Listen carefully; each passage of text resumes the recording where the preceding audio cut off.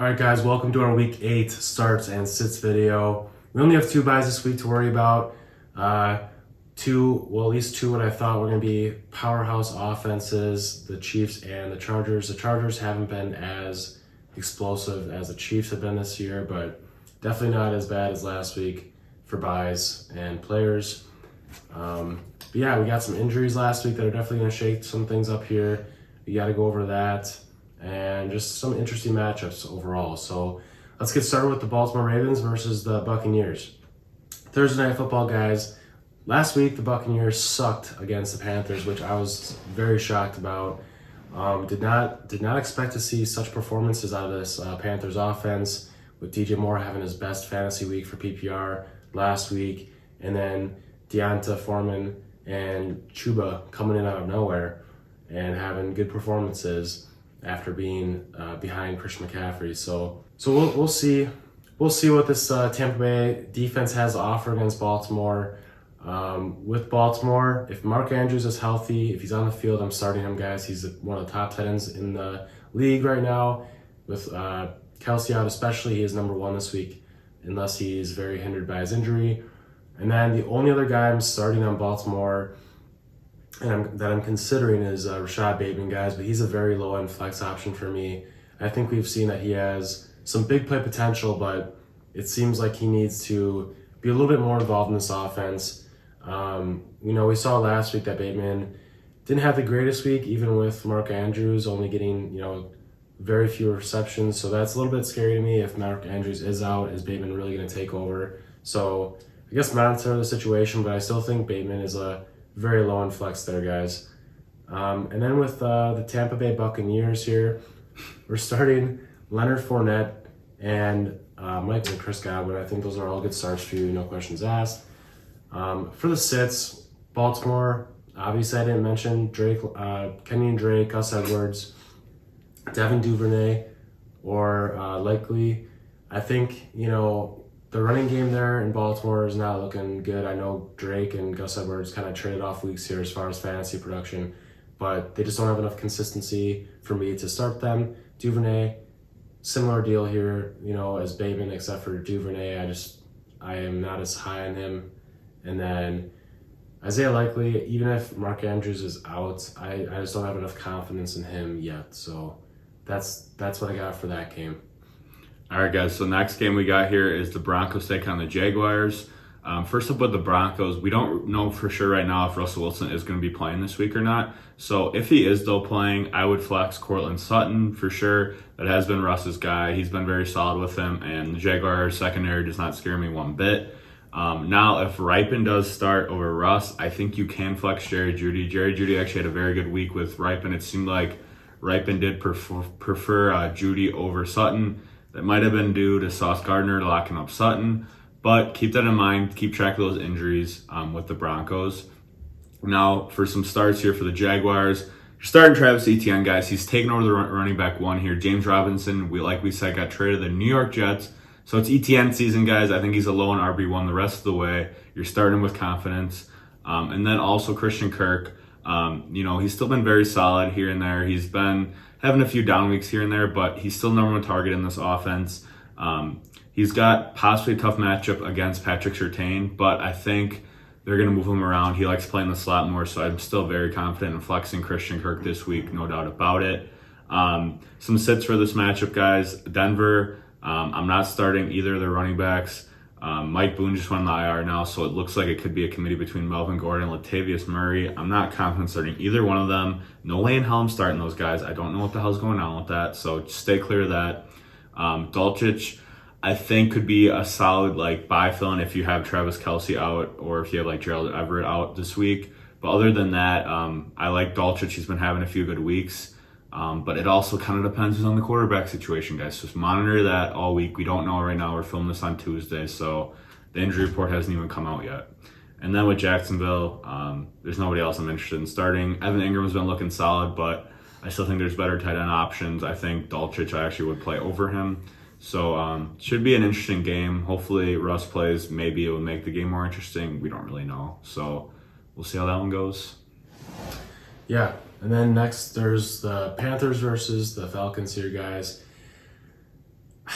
Man, I mean, it's just two teams that I've been really struggling here with the starts and sits over the past couple weeks, just because their players have been so spotty.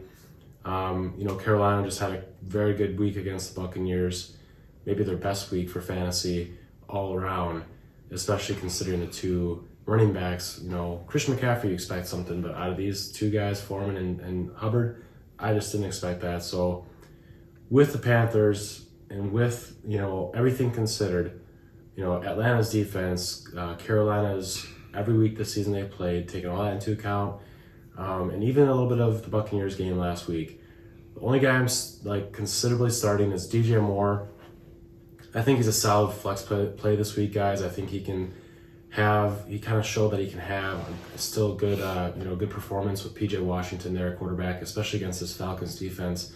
But with anyone else on the Panthers, I can't tell you guys you can start him. I'm not feeling confident in that. So, I don't know. You'll be surprised what I have to say about the Falcons here next, though, because genuinely, what I've been seeing over the past couple weeks in this passing game and this rushing game, this might be a team where I don't know if you can start anyone here. If I'm being honest, Right. I know the rankings show that Drake London should be in your starting lineup, but am I willing to bet my week 8 fantasy starters on this offense? Especially, Carolina seems to have a decent defense here. They did pretty well against the Buccaneers last weekend. So, Drake London, his production has been going down every week here in fantasy. Kyle Pitts has still yet to have a crazy performance. Heck, Mariota only had 13 pass attempts last week. So, if that says anything about this Falcons offense, take that. And the running game, Algier not taking care of it. So, these guys are going to be really, they're just, I don't know. What do you think about it? It's just not an exciting game for at all. We like the talent of London and Pitts, but like Adam said, Mariota only threw the ball 13 times last week when they were getting absolutely killed by the Bengals. That's not a good sign, because this game probably will be competitive because they're both not very good. So all you got to say for the future, guys, let's hope both these teams get a quarterback next year. Certainly. You could obviously put in London and Pitts and hope for a big play, but is that what I want to hope on? No, because their floor right now has been very, very low. With the sits for Carolina, I'm just going to touch on Foreman and Chuba here, just because they did have quite the week last week. Going into it, I'm unsure who to start over the other. I know Chuba kind of had a little bit of an injury last week, so that's something to keep in mind if you're considering one of the two. But it is going to be a split backfield. We saw that last week, and I'm unsure if they can keep up the efficiency they had on the ground last week. Foreman and Chuba had just a really efficient game rushing the ball against this Buccaneers defense. I don't know what that was all about, but again, I just don't know if that's going to happen again. So it just depends your situation there, guys. Yeah, definitely hard to predict that. Next game, we got the Chicago Bears taking on the Dallas Cowboys. First up with the Bears, similar to what Adam was saying here about Atlanta, I don't really feel confident starting anybody on this team. Be honest, I think Khalil Herbert and David Montgomery, it's a committee right now. I personally like Khalil Herbert better, but if they're splitting the backfield, you're banking on a touchdown for them, I just would leave both on your bench this week, guys. Dallas' defense has been very good this season, so it makes me not want to play them also. So definitely sit Montgomery and Khalil Herbert. I genuinely think there's a lot better options than either of them at the running back position. I honestly would start a Michael Carter over him, someone like that. I know James Robinson just got traded there, but I don't know if James Robinson will get a lot of work with limited practice, learning offense. So Chicago, the passing volume has been terrible. I don't trust Justin Fields to produce any fantasy receivers. So if you got any Bears on your fantasy roster, I wouldn't play them, I'll be honest. I know I'm a Packers fan, but I just haven't seen anything from this offense that makes me excited. Their running game isn't terrible, but it's hard to pick which one you think is going to do better. Now with Dallas, I'm starting CeeDee Lamb still. It kind of was a disappointing week, in my opinion. He still was solid, but I'm hoping they get the passing volume up a little bit. I know they've been winning by running the ball a lot more, but I think eventually Dak is going to have to throw the ball more, so you're still starting CeeDee Lamb. The Bears have a young secondary that doesn't scare me yet right now, so you're still rolling Lamb out there.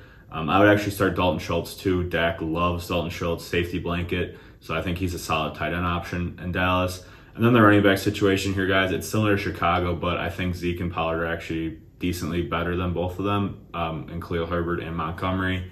So I think Zeke is a solid low-end RB2 if you need to put him in there. You're just kind of banking on a touchdown, unfortunately, but I think this Dallas team will be able to roll over the Bears. So there should be touchdown opportunities. And then Pollard, I would probably sit him. If you need like just a dart throw flex that you're banking on him getting big play, do it. Like, I honestly would play him over like a Drake London, because I just think there's actually going to be volume for him there. And the last 2 weeks, Pollard actually has been pretty good on the ground and limited touches. So definitely depends on your situation, guys. I think this is another game where Dallas might be controlling most of it. So keep that in mind. But yeah, I'm not really too thrilled about this for fantasy on the Chicago end. Yeah, I don't know. I mean, Chicago's offense was looking great Yeah. last night, Monday Night Football, but again, is that consistency going to be there against the Cowboys and the Cowboys defense? I don't know. We have the Dolphins versus Lions, guys. Let's just get right into it. You know, Miami's defense against the Detroit Lions is going to be interesting here. I know they've had kind of a reputation for having a good secondary, so we'll see what Jared Goff and that team can do. But getting right into it, the starts for the Dolphins, Tyreek, Waddle. I'm starting them, guys, no questions. I think, especially against this Detroit defense, they can have some big plays. They can have a great performance.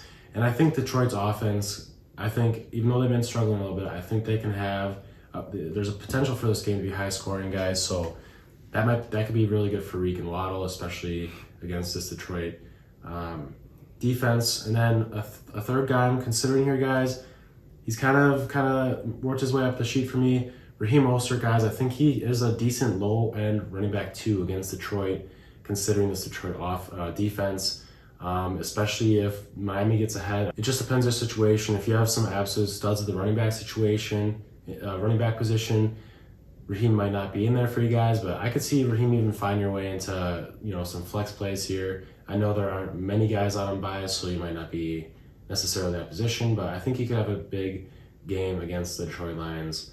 And then for Detroit, first guy I'll talk about is DeAndre Swift. I'm only starting DeAndre Swift if he's 100% healthy and he's going to be back in this game full throttle. Because even when he was, playing earlier in the season, I know he was dealing with a little bit of injuries, but he still wasn't getting a crazy workload. He was, relying on very efficient carries, and he was kind of losing those carries to Jamal Williams on the goal line situation. So his scoring potential, if he's not 100%, is kind of limited in my eyes. So if Swift is 100%, again, I think he's like a low-end running back too here for me this week. But if he's not 100%, guys, I'm thinking, we could start a guy, obviously Travis Etienne, no questions asked, over DeAndre Swift, because he's going to be the workhorse back in this Jaguars offense now. I think a solid start over Swift would be Miles Sanders, even though it's not sexy. And I could also say, Zeke and potentially Najee Harris over DeAndre Swift. None of those guys are going to be sexy, but I think I'm a little bit happier about them having a higher floor than DeAndre Swift if he's not 100%. So that's my Detroit running back situation there. Jamal Williams, I don't think he's a start regardless. I think he's kind of been tapering off like we expected. If the Lions aren't getting into that red zone and close to that goal line, Jamal Williams seems to be struggling. I think his success came from those touchdowns the first couple weeks. He's had like 6 in the first 3 weeks. That's just craziness. So that's that. And then Amon-Ra, got him on for the concussion situation. If he's a full go for Sunday, I think you're starting him in your lineups here. The Lions are going to need somebody. The Lions are going to need somebody in their offense to take care of business.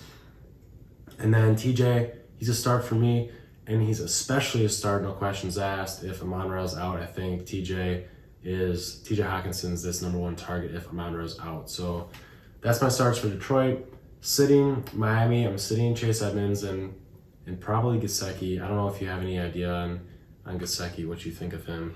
I don't think I'd play him either. I mean, you're banking on a touchdown, which a lot of people are for their tight end, but I would still start guys like Dulcich and Tanyan over him. I know it's not crazy, but yeah, he's not really getting it done. Gesicki, I mean, it's just kind of a dart throw it if you want him in there. Yeah. So Gesicki there, probably not a start. And then, like I said before, we're sitting Jamal Williams just because even if Swift is out, I'm not liking his lack of consistency here. He's kind of proved that he's not a number one running back. So in an offense, he can't be entirely relied on like some other players on this list. So definitely. Next game we got, guys, is the Cardinals and the Vikings. First up with the Cardinals, you're starting DeAndre Hopkins. He had a great game back, against the Saints on Thursday Night Football. Hollywood Brown is out right now, so he's the number one guy in this offense, and Kyler was feeding him targets, so there's no doubt about that. I'm starting D-Hop. Vikings, secondary is a little shaky, I think. Patrick Peterson is kind of old, so I think Hopkins, even though he's old as well, I think he can dominate him, I'm not going to lie. I think you could also play Zach Ertz. He's been pretty solid all year round, especially at the tight end position where it's been desperate at times. So if you do have Ertz, I'm assuming he's your best option, so put him out there. And then the running back situation in Arizona right now, we don't really know who's going to be playing.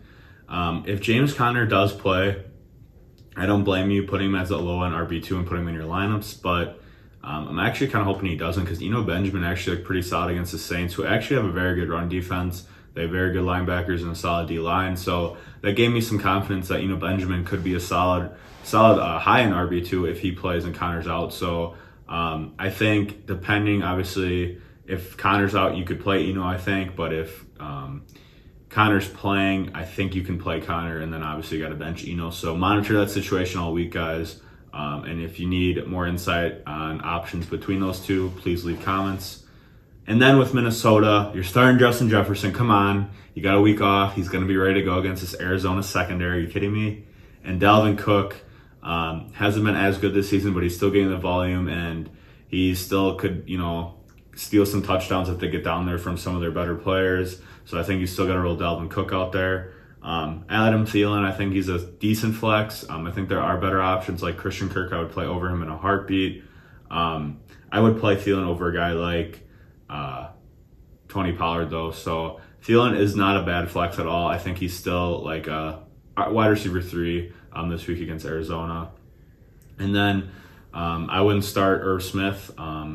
He's just been a little too inconsistent for me to play at my tight end position. I know that's been the story of tight ends all season, but I think there are better options. I understand if he's your backup to like a Kelsey, but other than that, I wouldn't start him there. And then with Arizona, you're not starting Greg Dortch at all. You're not starting Rondell Moore either, or AJ Green. Just only guys I'm really interested in are D-Hop and Ertz, and then possibly the running backs, depending who's playing. So I think that could be a potential high-scoring game, and you want pieces in those offenses. Then Vegas versus New Orleans here, guys. I think this one will be a good game for fantasy, especially with the Raiders. I think that they both have kind of shaky defenses where offenses can put up a good amount of points on them. I know the Raiders kind of seem like they're starting to pull together as a team, working the ball through Josh Jacobs. So obviously Josh Jacobs is going to be a start in your lineups. He's been dominating lately. Devontae Adams is still a start too. Definitely not as dominant as he was on the Packers, but he still has games where he puts up really good fantasy points for a receiver. But I feel like his ceiling is sometimes capped. He's not always going to be busting through that 20-point, ceiling every week. So, I mean, you kind of get what you expect out of Devontae, a solid amount of points. And then Darren Waller, guys, he's just not been that great this year. I'm very, very tentative to start him in my own leagues this week just because of his injury history and how he can't seem to stay in the game the whole game when he's got a little bit of an injury this year. So unless Waller is 100%, he's got nothing to worry about this week. If it's one of those things where he's going to be playing through an injury, I might have to sit him this week for a guy who is, who's been having good weeks here. It's tough. Like Robert Tonyan you could put in there, but again, Tonyan, he's got to have good production from Rodgers. I mean, I'd rather put in a guy who I know is going to be getting, playing time than have Waller in and hope he stays in the game longer than 5 minutes right, and gets points. So Waller, monitor that health situation. I know he's still a talented tight end, but even so, when he's been healthy, he hasn't really been as dominant as he's been in years past. So Waller might be falling down the list for me as far as how dependable he is this season. So monitor that situation, guys. And then for the Saints, Olave, starting him, guys. I mean, he's just proving us wrong consistently. Again, I don't know how massive his ceiling is with Andy Dalton throwing him the ball. Obviously, we saw last week he had some very good production, but the touchdown would have set him over that edge, and he would have been having a fantastic week. So Olave obviously is a start in your lineup this week, guys. Kamara, I think, is also a start. He's earned that. He's been that. So that's how it is. And then for the Raiders sits, I'm sitting Renfro and Mac Hollins, is it? Yeah. No. Hollins, I mean, they're just not. First of all, Derek Carr is not that good of a quarterback in my eyes. We've seen that he can only really supply one guy year after year after year. I know Renfro and Hollins have the potential to have a game here and there, but just not liking it. Not betting our week on it. We got other guys you can put in over them. And then New Orleans, Taysom Hill, man, he's a potential start, but he's also one of those guys where it's like, again, you're banking on a touchdown and you're wondering how luck.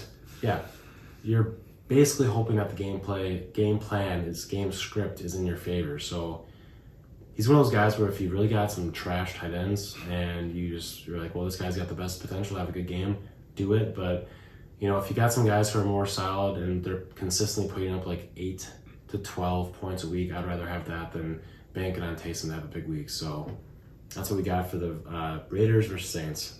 I will say I have noticed when Jameis hasn't played, it seems like they do get Taysom more involved versus when Andy Dalton plays, it seems like he is more involved. So maybe that's the thing, but I've also seen him score with Jameis, so who the hell knows. But next game we got the Pats and the Jets. The Patriots, I'm starting Ramondre Stevenson. He's been dominating the last 2 weeks, guys. He's RB7 total points on the season so far in PPR, which is crazy. Christian's bold takes looking right so far. So I love Stevenson. Jets run defense has been pretty solid this year, but I'm not really scared of that. I think Stevenson can also make up for it in the passing game like he did last night with Zappy or Mac Jones dumping him the ball. And then with the Jets, I don't think I'm starting anyone. I just don't. My boy Breece Hall went down with an ACL. It's Michael Carter's backfield right now, and then James Robinson just got acquired as well.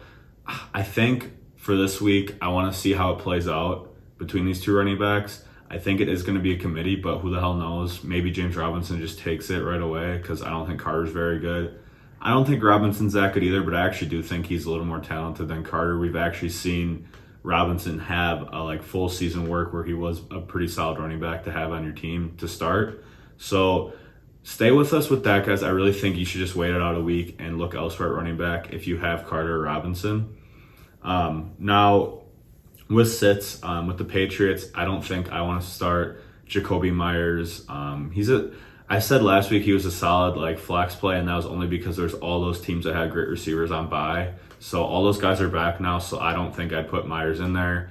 He had a long touchdown from Bailey Zappi, but I just think it's a little too inconsistent for me to play him. There's nobody else really in that Patriots offense I'm interested in playing. Damian Harris looks like he's taking the backseat finally. Tyquan Thornton, the rookie's been decent, but I still would not play him. So those are sits for the Patriots. And then, like I said with the Jets, I'm not playing anyone, so there's no starts and a bunch of sits.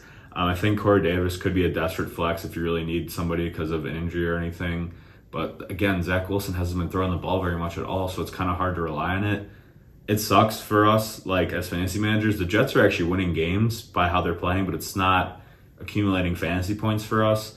It was really just for Breece Hall. So with the Jets, guys, let's see how the running back situation pans out. I still like Garrett Wilson in Dynasty, but he's been inconsistent as well. So, and Elijah Moore wants to get out of there and get traded. So, yeah, Corey Davis is a solid flex. Not solid, I would say more desperate, but I'd still start him over a guy like Hunter Renfrow, like Adam was saying. So keep that in mind, guys. Might be an ugly game, I'm not going to lie. Steelers versus the Eagles here, guys. I feel like this is going to be Eagles taking on their 7th win of the season. Yeah. But there is still fantasy potential here, guys. I am worried for the Steelers against this Philadelphia Eagles defense. The ceiling on these Steelers players might not be that high this week. That's why the only guy I see getting consistent production but not sexy at all is Najee Harris. If you're in a situation with injuries, I could see you putting Najee in for your running back situation, but just understand that this guy is not getting more than 14 points, most weeks. So you're really just gonna hope that he has that solid 10-point week. And is that really what you want out of your starting lineup? I don't know. I think there are some guys out here with better matchups who could have a crazy week. A guy like Raheem Mostert, where he could have a great week against Detroit, but again, it's still one of those things where it's just not great. It's not good. So I'll get into the Steelers wide receivers here after I talk about the Philadelphia Eagles here. All right, for the Eagles, we're gonna start AJ Brown, Dallas Goedert, Devonta Smith, and I gotta say Miles Sanders. I think he's a low-end running back 2 again here in that 15 to 20 range. Not sexy, but especially against this Pittsburgh defense, I think that it might be tough for him to put up a big game, but I think his floor is solid enough to have some reliability there.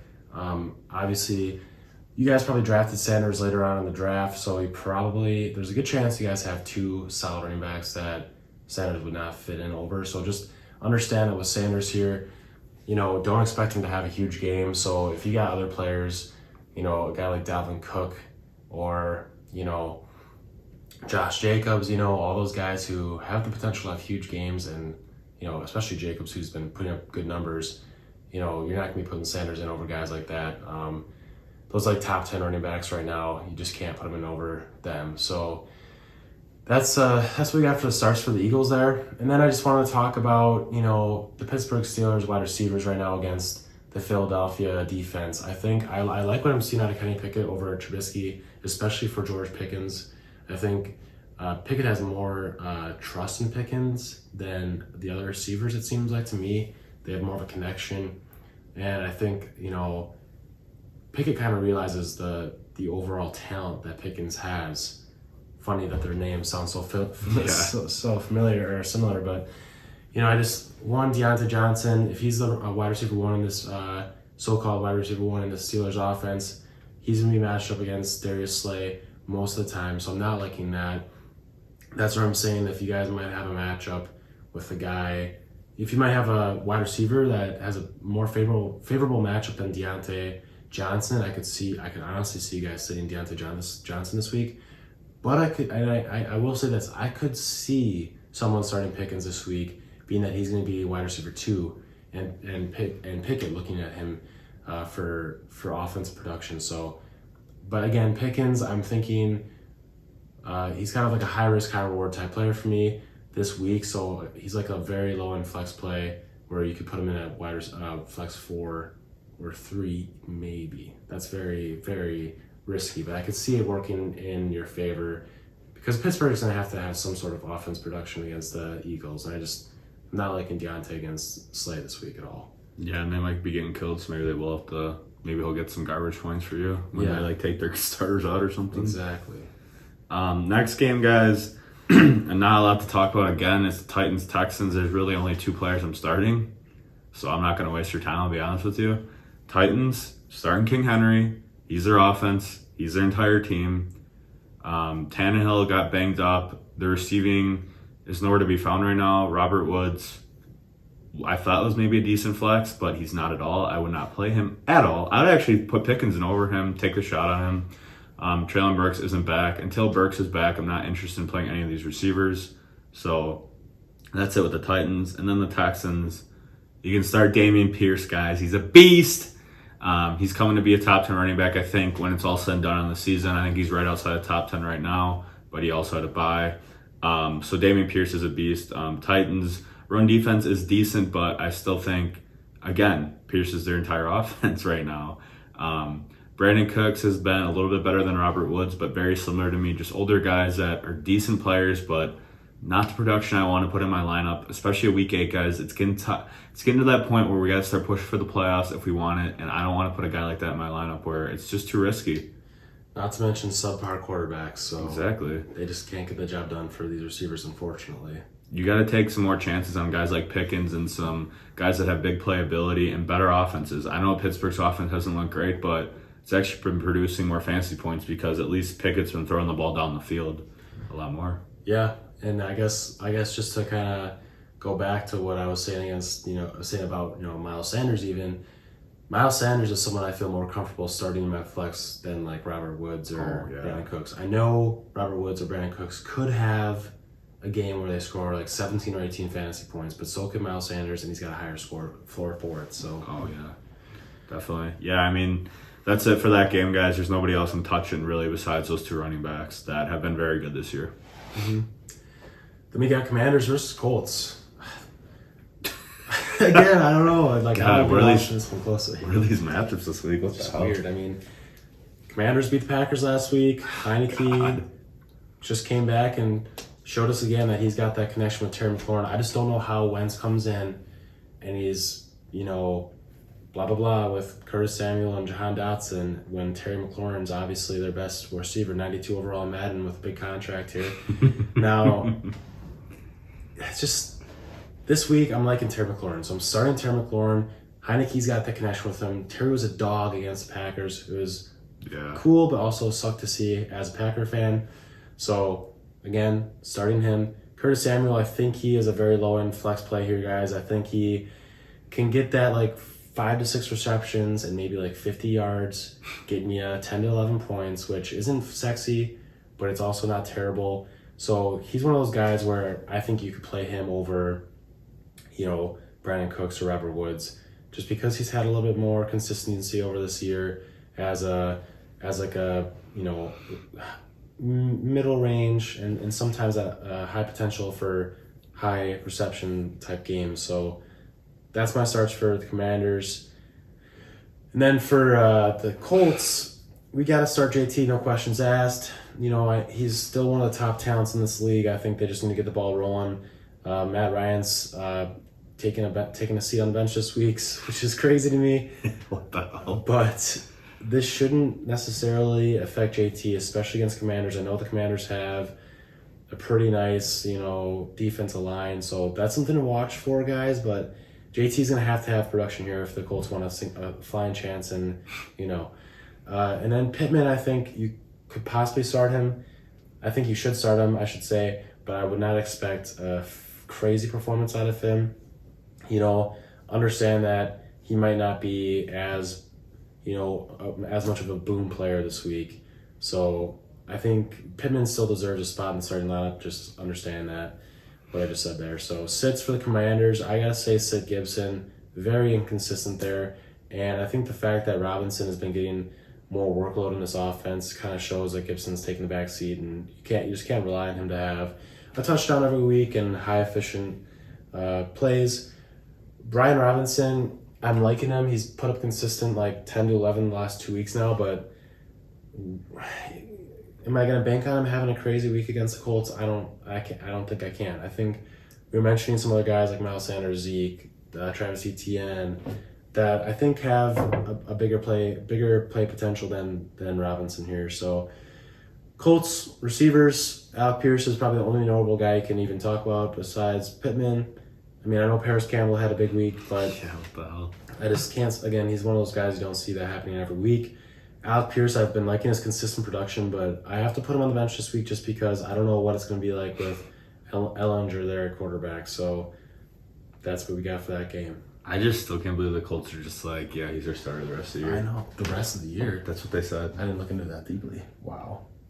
That sucks for Matt Ryan. He might as well just retire at this point. That's why we were very high on Pittman too, is because Pittman's a talented guy, but Matt Ryan is known to pepper his number one receivers and targets, and we saw that. But Right. I think maybe Ellinger will dump the ball to JT even more. I know JT actually had 8 catches last week, which is nuts, career high, but we'll see. I can't really get over that. I know. They just cannot find a quarterback after Andrew Luck retired on their ass. Yeah. I just don't get They've been it. struggling, my man. They've been struggling. So next we got a West Coast matchup. We got Frisco and the Rams. San Francisco guys, McCaffrey is on the team now. When we filmed last week, he was not traded yet, so we were talking about Jeff Wilson and these bum running backs ahead. McCaffrey, I think you'll get a bigger workload this week. You're playing him. I think we haven't been as big on McCaffrey because of his injury history, but I will say I do think this is a really good situation for him. I think this is the perfect offense for him to succeed in. You drafted him high in the first round, so you got to play him, guys. Rams defense has big names, but it hasn't been as dominant as the past, so I think McCaffrey's a good play. Deebo Samuel, he should be an automatic start, but it comes down to your roster construction, who you have, but I still ultimately think you should play Deebo. Deebo might have a tough matchup here against Jalen Ramsey, who likes to talk a lot of crap. I think you still got to start Deebo, but if you have some better options, I don't blame you, but I really want to see how the receiving is spread out with McCaffrey now probably getting some dump downs. So we'll see with that. I still think you got to play him, though, just because his talent is there and his ceiling is very high. You could just have a 30-point game, and I would look dumb for telling you to sit him. George Kittle's gotten back on track the last 2 weeks, 20-point games back-to-back weeks. You still got to play him, guys. I'm a little concerned about McCaffrey again affecting the receiving work overall, but I think Kittle is still a very big favorable target for Jimmy G, especially in the red zone, hopefully. With that, and Brandon Ayuk, he's been having a couple good weeks, back-to-back weeks here. I think he's a solid flex. I would play him over a Robert Woods, Brandon Cooks. Pickens, I actually think I would maybe play Ayuk over Pickens. I think Pickens' floor might be a little lower than Ayuk's right now, but again, we don't know how it's going to get spread out with McCaffrey now getting catches, if that's how they're going to play him. I think they will. So keep that in mind when you're deciding between these guys. I think Ayuk, I could understand why you would bench him or not, but we'll go next week more into depth about why we should move forward with certain guys in this offense. And then with the Rams, you're starting Cooper Kupp, no doubt about it. Been the top receiver basically all season. Again, just getting so many damn targets from Stafford. Higbee, I think he's a good starting option at tight end, actually. Like Adam was saying, I'll be honest, I would actually play him over Darren Waller, I think. He's been more consistent. Stafford's been feeding him a lot. Obviously, I think Waller's way more talented than Higbee, but the numbers aren't lying right now, and Higbee has been better this season, so I think he is a decent start. And then the sits for these teams, obviously San Francisco, I'm basically mentioned their entire offense already. The other guys on their team, like Jeff Wilson, you're not playing now with McCaffrey in the fold. And then with the Rams, I don't want to start Darrell Henderson. San Francisco defense is very, very good. Darrell Henderson is the number one back now with Cam Akers wanting to trade out of there. But even when Cam Akers didn't play the last time the Rams played, they were peppering these random-ass guys I'd never heard of at running back with Henderson, so that doesn't give me any confidence to play him at all. Again, I would play Najee over him, Miles Sanders. I'd actually play Pollard and Zeke over him too, and possibly one of the starting Cardinals running backs. So we'll see how that game goes. Rematch of the NFC Championship last year. Yeah, and like Devin was mentioning with the whole Deebo, Ayuk, and George Kittle situation, all that going on there, this is part of fantasy, knowing who to start and sit. Obviously, over the season, we start to hopefully get more of a sense of who should be in your lineups and who shouldn't be. But there's always going to be, throughout the season, there's going to be things that happen, and you're like, okay, I might have to give this a week or two to develop and just have faith and hope that it pans out. And sometimes you just have to, take the safe road and take the guy, who's going to be getting touches. So again, with the Deebo situation and the Kittle and the Ayuk situation, now with Christian McCaffrey especially, and just the whole shakiness of the San Francisco offense and uncertainty over the past couple weeks with, Kittle blocking a whole lot and Deebo dropping passes, and then, Ayuk being having a crazy week with multiple touchdowns.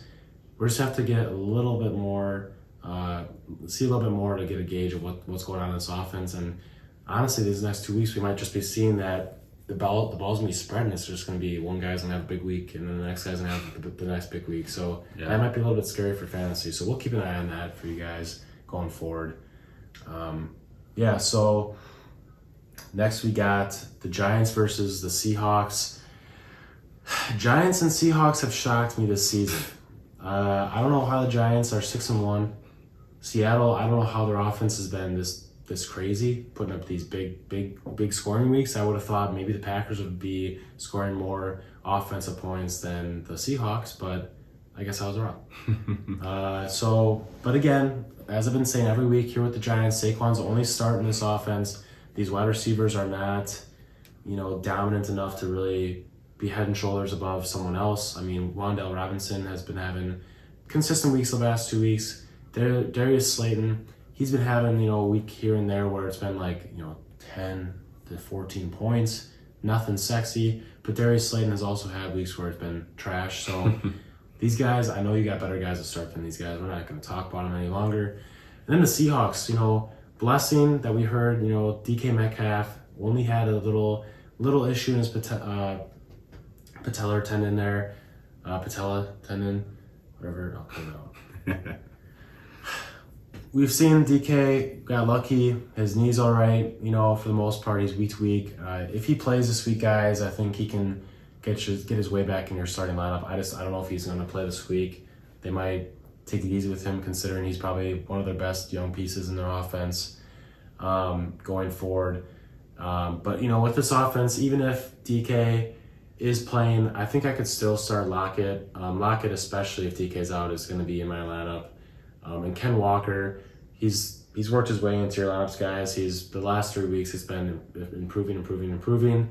He's got that big play potential there. He's been scoring touchdowns every week the last 3 weeks here.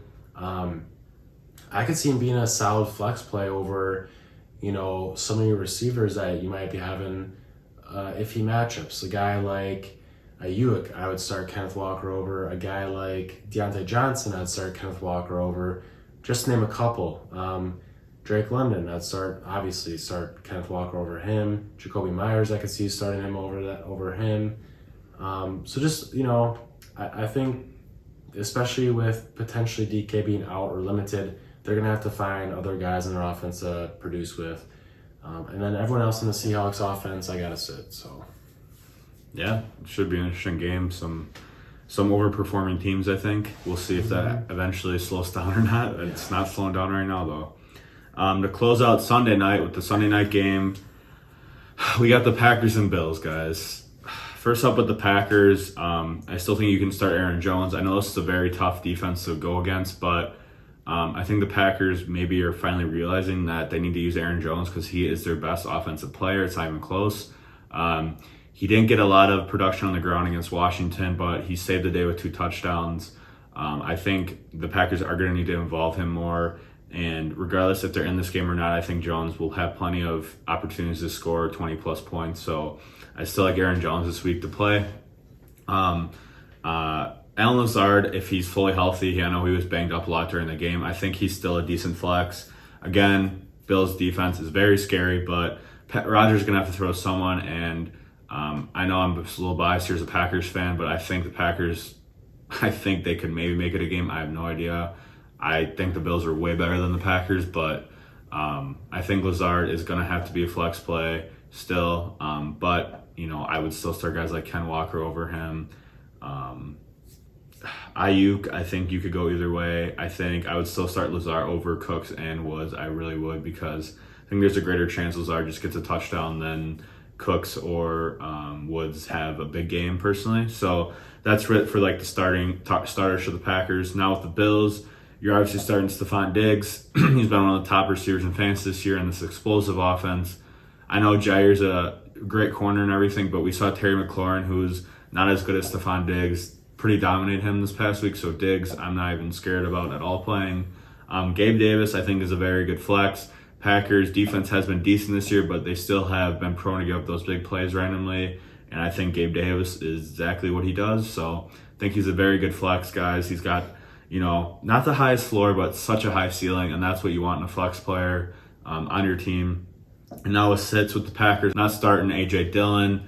I'm very disappointed in him so far this season. I thought, he was going to be Top 20 running back this season. I thought the Packers were going to really succeed running the ball with him and Jones, but it's not looking the way. And until Dillon can put some couple games in a row even of getting 10 plus fantasy points, I'm not putting him in my lineup at all. There's just no reason at all to play him. Only way you're putting him in your lineup if also Aaron Jones is hurt, and then I think he has good value. I'm not starting Dobbs. Very bad week. No, he didn't get a lot of opportunities, but when he did, he couldn't catch the damn ball. So we're not putting Dobbs in our lineup. Tanyan, we had pretty good 2 weeks, and then last week was kind of iffy.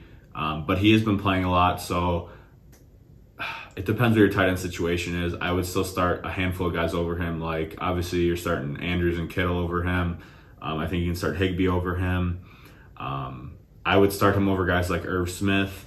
I would start him over guys like Evan Ingram, Dulcich. I would start Tanyan over him.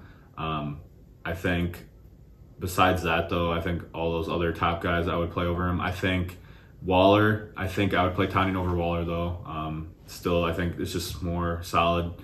And then with Buffalo, I know Singletary's been getting more work now, so it's really tough for me to put him in my lineup or not. I really don't know what to do. It depends on your roster construction again.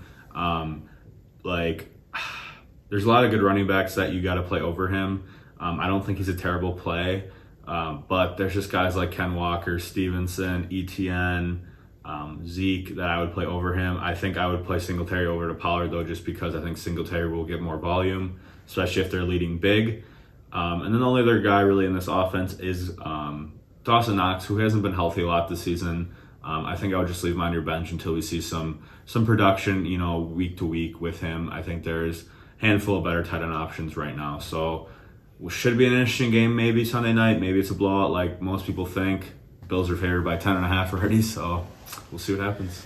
Yeah, I mean, for this Bills offense, I know the Packers they have a good secondary, but what I see happening with the Packers play calling is they're going to struggle guarding, Diggs, Gabe Davis, and then also worrying about Josh Allen getting out of the pocket and running at us. So one of the two things is going to happen.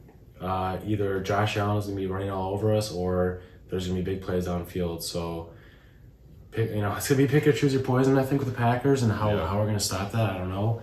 So, I mean, I still think that I'm leaning towards Packers are going to try their best to contain Josh Allen first, and hope that their secondary is strong enough to match up against these receivers for the Buffalo Bills. So that's what I'm thinking for this weekend. So, and then for Monday night to wrap out the week, we got the Bengals versus the Browns.